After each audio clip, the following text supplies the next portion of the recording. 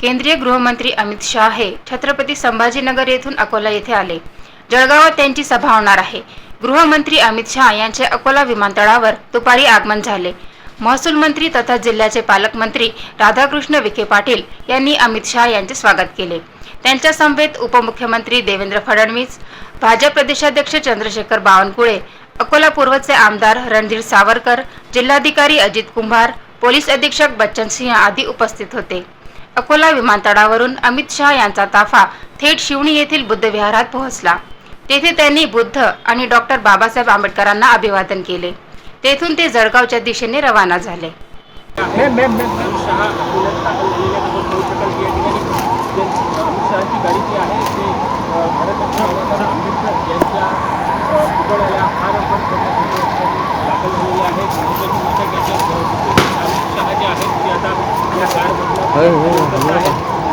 देवेंद्र फडणवीस या ठिकाणी उतरलेले आहेत आणि या ठिकाणी अमित शहा जे आहेत ते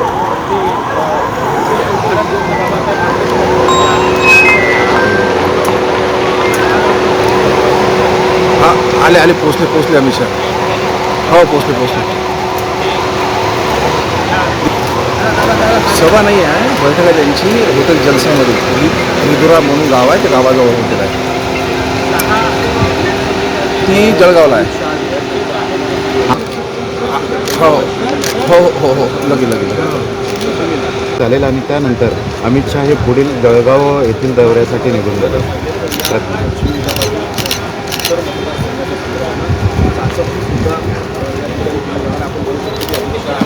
लोकांना जे आहे ते आज अभिवादन जे या ठिकाणी करतायत आणि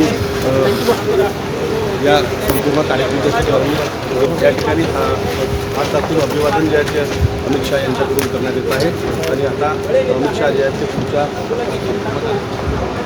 हा जो दौरा आहे फार महत्त्वाचा समजला जातो।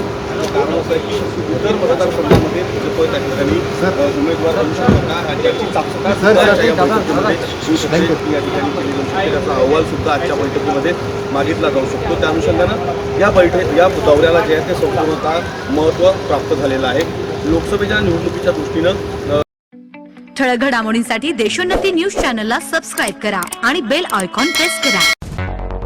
मुंबई, पुणे, नागपूर, मराठवाडा असो का विदर्भ, राजकीय, सामाजिक, शैक्षणिक क्षेत्र असो का क्रीडा, सर्वच घडामोडीचे विश्लेषण पाहायला विसरू नका। फक्त देशोन्नती न्यूजवर।